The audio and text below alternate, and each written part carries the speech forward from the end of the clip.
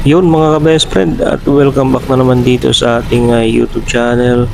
At syempre sa vlog na ito ay mayroon tayong pupuntahan na isang lugar na napakaganda. So yun guys, no, at sa video ito ay kasama natin ang ating Rosy Chariot 175 na multipurpose. So yun, at unang-una huwag nyo kalimutang i-subscribe yung ating YouTube channel at i-click yung notification bell yan sa baba ng ating YouTube channel name. So going to tayo guys, Tuguegarao City dito sa Cagayan. So gamit lang natin itong trike na kung saan ito yung minamalit ng ibang may mga punyaring magarang trike din. So hindi nila alam yung Rosy Chariot ay talagang pangmasa at multipurpose kumbaga. Alam niyo ba na yung Rosy Chariot ito po ay nakamolye at naka-suspension shock siya. Kaya kung titingnan natin ay kayang-kaya ng chariot ikarga yung mga mabibigat na bagay dahil po siya ay nakamulye ang kanyang pangilalim. So yun, hindi lang doon at pwede rin ito gamitin pang camper trike. Marami rin nagtatanong kung ang Rosy Chariot ba ay matipid sa gas. So yun po yung sagot ko, ang Rosy Chariot po ay matipid at sakto lang po yung consumo niya ng fuel. So pagdating naman sa mga pyesa, hindi naman po mahirap siya hanapan ng pyesa dahil meron naman pong brands ng Rosy at very compatible sa ibang brand ng tulad ng Temex, Pinoy 125 at iba pang mga branded na motor. So yun, ang Rosy Chariot po ay talagang alagain at kailangan na laging maintenance ng oil. Ang oil nito ay meron siyang engine oil, meron siyang reverse oil, meron siyang high-end low gear gear oil siya at meron siyang differential gear oil. So yun yung mga oil na kailangan i-maintenance natin dito sa Rosy Chariot. So napakababa lang ng kanyang maintenance at hassle free pa dahil pwede mong dalhin ito sa kahit saang kasa, no? At kahit saang marunong mag-repair at marunong mag-ayos, marunong mag-change oil, no? So yun ang kagandahan dito sa Rosy Chariot, no? Anywhere in the Philippines kayang ayusin. So kung marunong ka na mag-ayos, mekaniko ka at kayang-kaya mo, yun ang maganda, madali na siya ayusin. So yun, pagdating naman sa electrical, walang problema dahil sulit naman yung mga wire, matitibay din. So kung hindi ka gusto sa kanyang wirings, pwede mo naman palitan, basta maayos lang yung pagkakabit niya. So dito naman sa ating tinatawag na ilaw, no? Ito yung problema kadalasan ng iba, yung ilaw niya daw ay madilim, minsan nakaangat. So yun guys, ay piliin nyo yung chariot na yung ilaw niya ay sakto lang dun sa ating daanan. So meron kasing chariot din na sobrang taas ng ilaw at sobrang baba naman din ng ilaw. So pwede naman adjustan yan, merong adjustment yan sa kanyang mismong headlight. So yun, pagdating naman dito sa ating pagmamaneho ay pwede rin kayo magpaturo sa mga mekaniko ng Rosy. Meron din talaga marunong dyan. So yun guys, no? So nandito tayo sa sentro na ng Tuguegarao City at going to Peñablanca tayo. So maganda yung panahon natin, mainit. Ayan, grabe na talaga guys, napakainit na dito sa Tuguegarao City. Ramdam na natin yung klima dito, talagang uminit na. So yun, medyo matraffic na dito sa sentro, no? Going to Ugak tayo, Ugak Sur. At kakaliwa tayo dito papuntang sentro mismo, then Bonifacio Street, then left naman tayo going to Kapatan Bridge o yung overflow bridge doon. So yun, comment down below lang sa mga gusto pang magtanong. Sa mga hindi pa natin nasagot na mga question dyan, comment down below para masasagot natin agad dahil marami pa tayong hindi nasasagot ng mga tanong. So may nagtanong din nakaraan kung ilang litro ba naubos ko papunta dun sa may Baliwag Peñablanca. So ang sagot ko mga ka-best friend ay nasa 1 liter lang yung naubos ko dun papunta dun. So nasa ano lang yun siya, nasa 22 kilometers papunta dun. So saglit lang naman takbuhin ng Rosy Chariot yan dahil mabilis-bilis naman tong ating chariot. So tumatap speed tayo dito ng 70 kph. No, pagka medyo mabigat 60 lang yung ating top speed, pero okay na rin yon dahil hindi naman recommendable ang sobrang bilis dito sa ating chariot, napakadelikado. Ang problema kasi sa chariot pagka sobrang bilis, pag makaapak siya ng lubak, no, kumikimpang, no, ito may tendency na magkakos na aksidente yung ganong kabilis na takbo. So napakadelikado rin yun guys pagka sobrang bilis, kaya ang talagang recommend na takbo ng trike ay nasa 50 to 60 kph lang. Yan lang talaga yung pinaka recommendable, no, kasi 3 wheels lang tayo at pwede pa rin tayong matumba o bumaliktad, unlike dun sa mga 4 wheels na 4 yung gulong, talagang balance yung sasakyan. So yun, nandito tayo ngayon sa Bonifacio Street, going to Mall of the Valley. Yung Mall of the Valley na plaza, ito yung palengke dito sa Tuguegarao City. Yan, so kakaliwa tayo dito, going to ano na yan, punta na dun sa may Sentro 10, palengke, nabilihan ng mga isda. So dito sa Tuguegarao, marami tayong pwedeng gawin dito ng mga vlog, marami tayong pag-iikutan, marami rin pasyalan dito sa Tuguegarao City. So hindi ko pa naikot talaga yung mismong buong Tuguegarao, medyo malaki-laki rin, at maglalaan ka talaga ng oras para makapag-ikot-ikot tayo dito. So yung itong dinadaan natin lagi, ito lang yung araw-araw nating way, no, papuntang Piña Blanca. So ayun mga ka-best friend, no, at abangan ninyo yung vlog natin mamaya. So continue lang tayo sa pagmamaneho going to farm dun sa Tribu at Ariaho. So yun, at marami na, mapapansin natin marami ng mga buildings dito sa Tuguegarao, marami na rin mga establishment na napakaunlad na. Talagang kung mapapansin natin ay para na siyang Maynila. Marami rin dito guys one way, kaya mag-ingat kayo pagka kayo nagbibiyahe papunta dito. Marami siyang one way at marami rin naman siyang lusot-lusutan dito, kaya pwede ka rin maligaw dito. Kaya nga lang ay may mga signboard kasi mas madali siya tuntunin pagka may signboard kung one way siya o hindi. Yun, tuloy-tuloy na tayo dun sa palengke. Sa madadaanan din natin yung overflow bridge ng Kapatan o yung Piñacanawan River, no? Yan.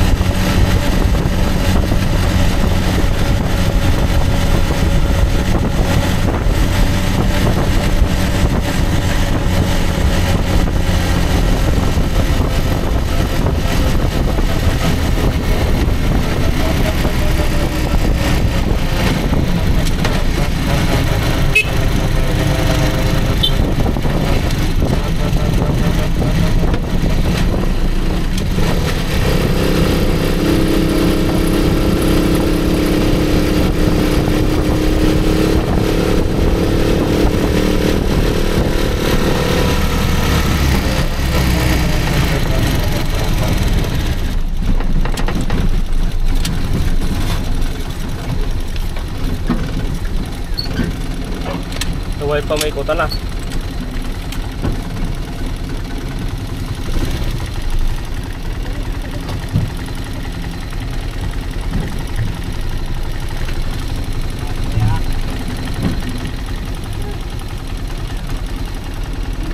Bisan mo Mil ka. Bawa mo na.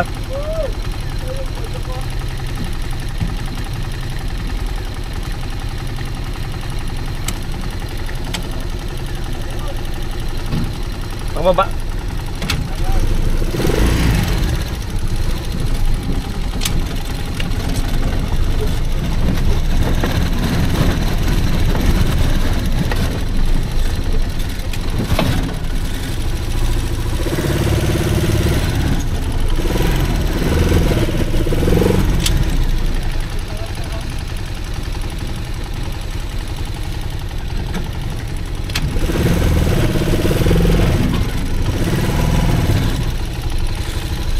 Bongga.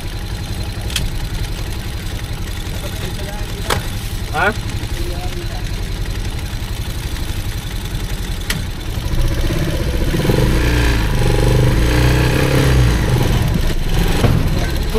Ingat.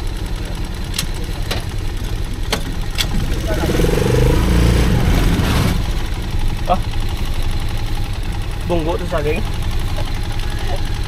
Wah ya. Iya. Lain lagi.